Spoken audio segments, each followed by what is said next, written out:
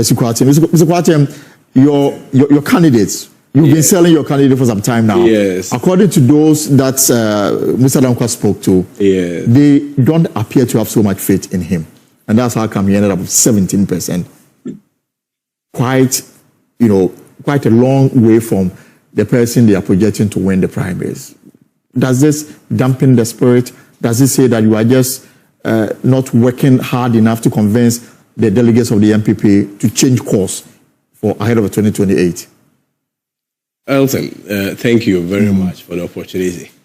Interestingly, the last person I spoke to before entering your studio was Mr. Musa Dankwa. Okay. Because I wanted to understand and get more clarity into his methodology and what he has put out there. And of course, let me take this opportunity to acknowledge the good work that he's doing. Of course, I mean, as soon as you put a research there and some findings there, it's just an invitation for people to criticize it.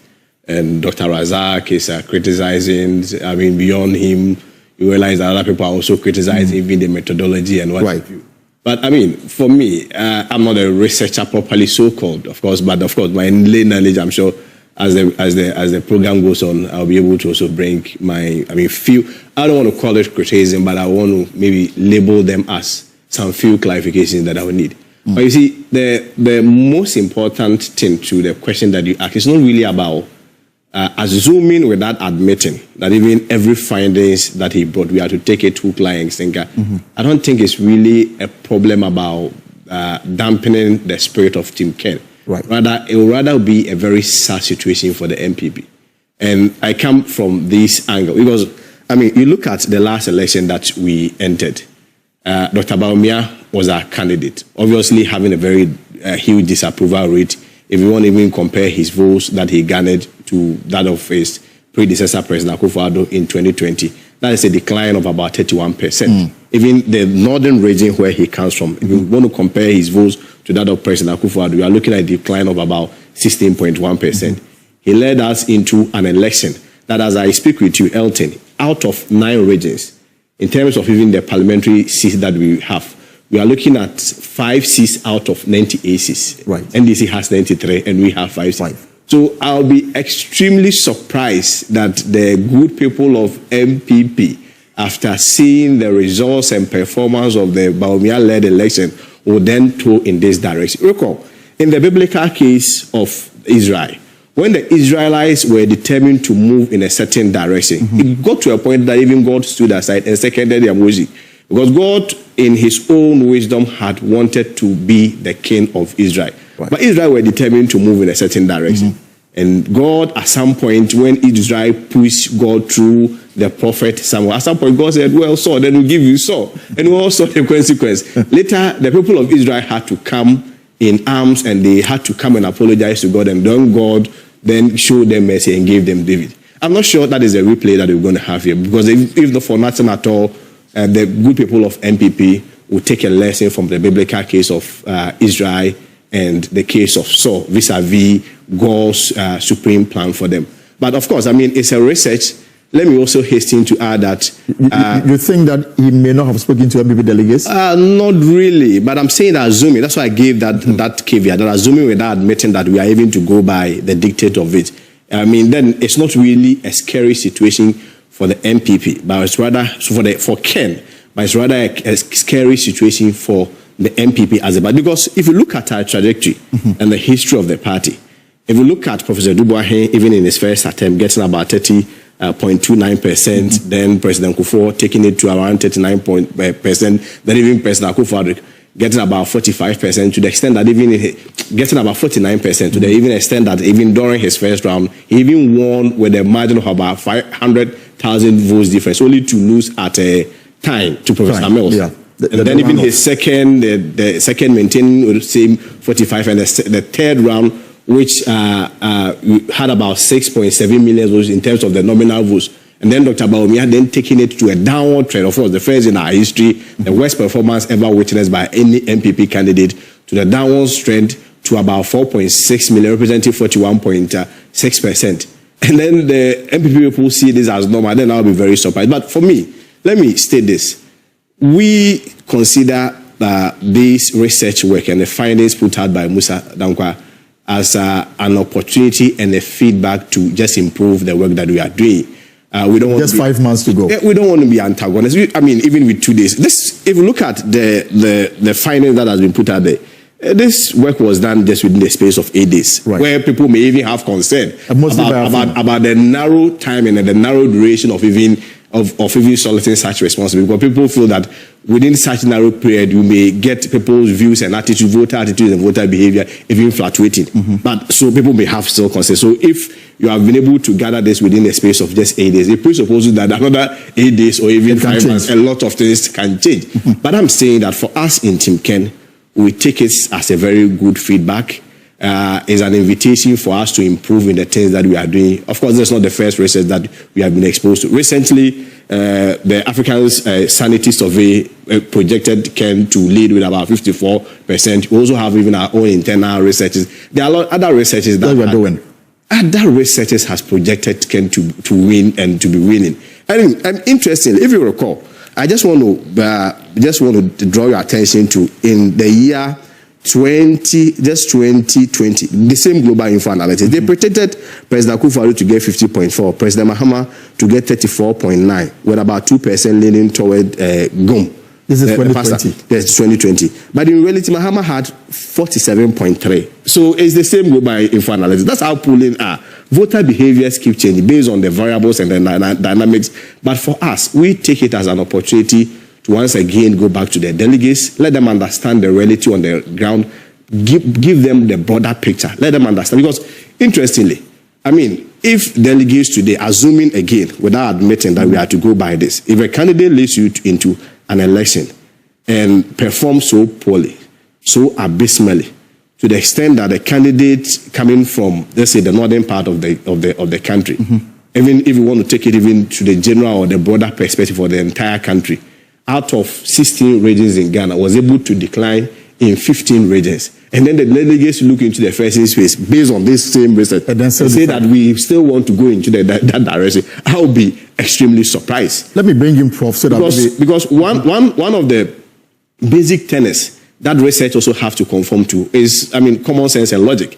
I'm not sure today if a research finding is to come and say that Joy FM is the worst performing or multimedia is the worst performing media house in the country, it will sit well with anybody. People will question it based on the logical consistency that research finding comes. So I'll be very surprised. But of course, we take it in good faith. It is something that even though we take it in good faith, we disagree in part with the outcome. Okay.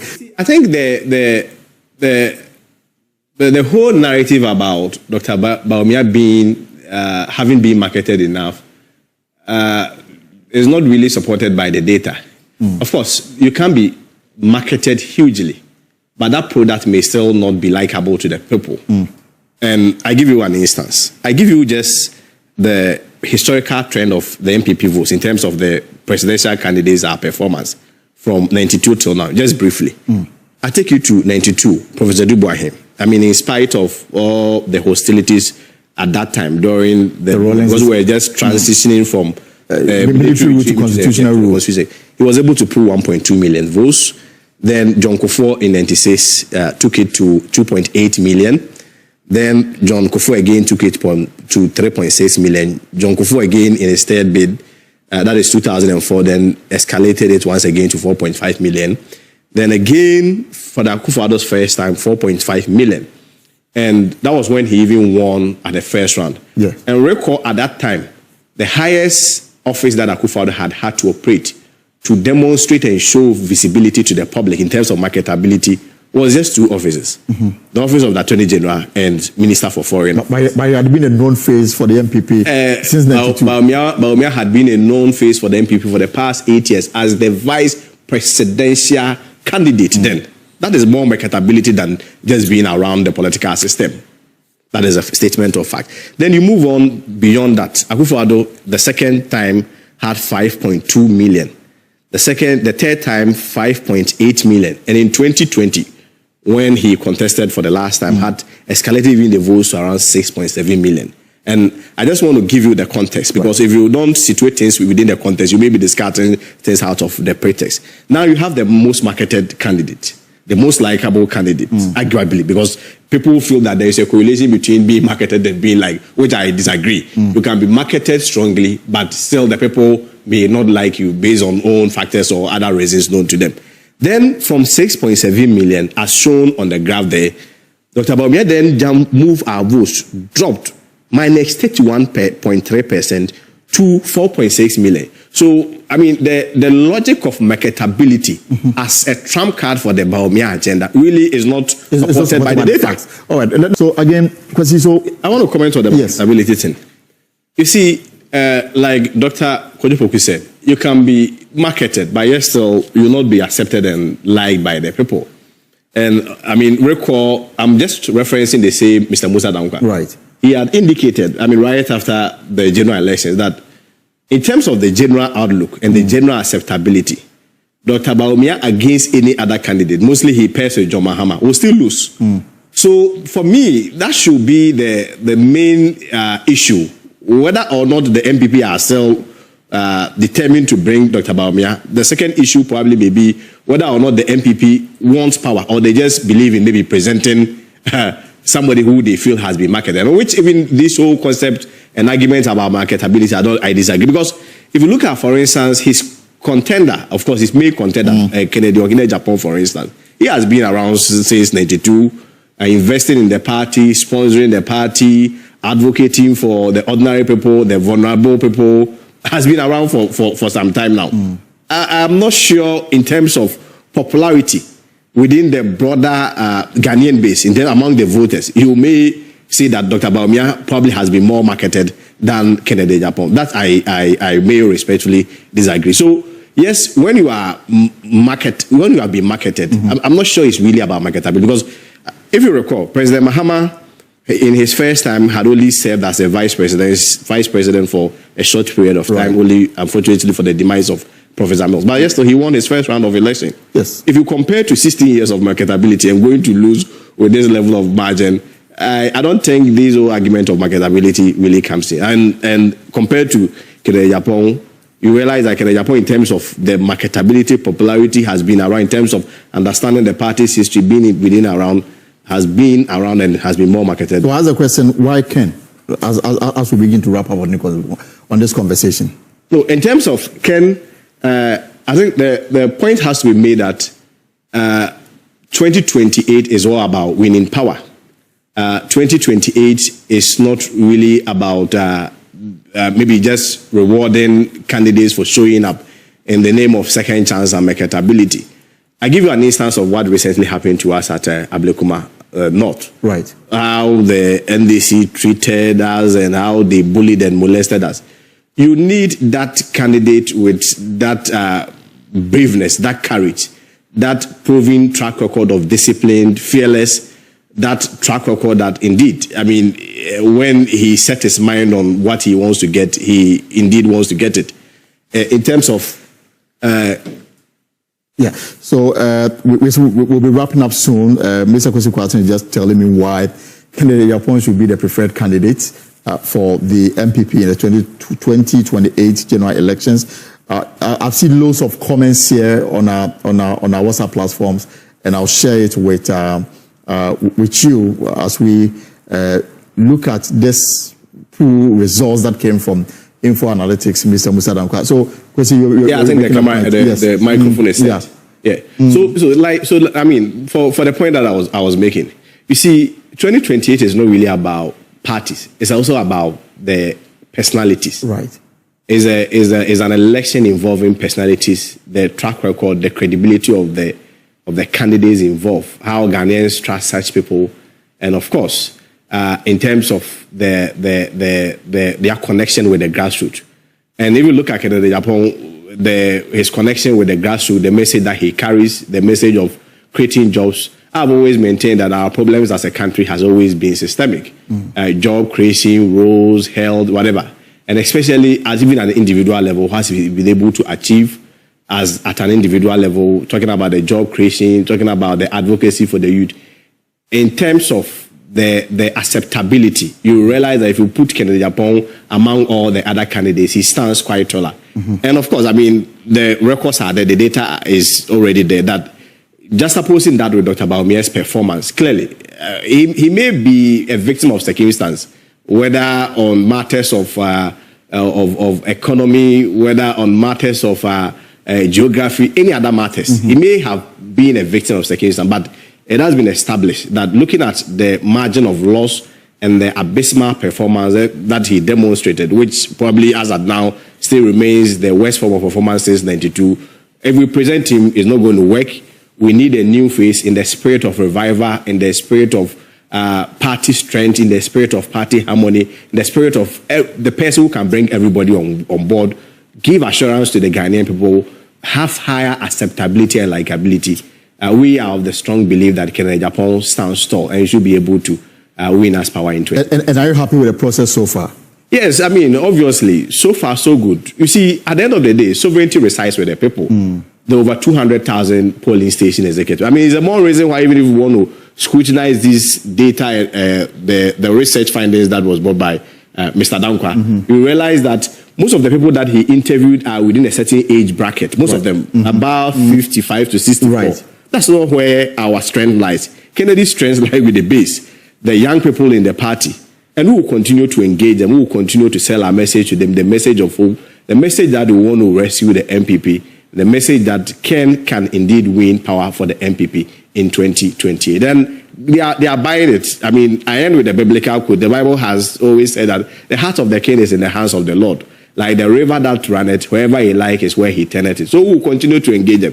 They are the key makers. They have the power. They are the people where the sovereignty resides. So we'll continue to engage them.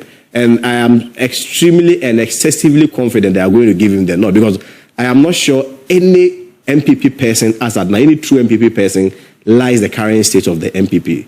We need to rebrand. We need to regroup. We need to demonstrate that we have rebranded, and that also includes bringing a new face to revive the party. And there is no other person that can revive the new patriotic party than. And finally, you think Akwatia should be such that the MPP use it as the springboard to galvanize itself ahead of election? I mean, the outcome is very important for the party.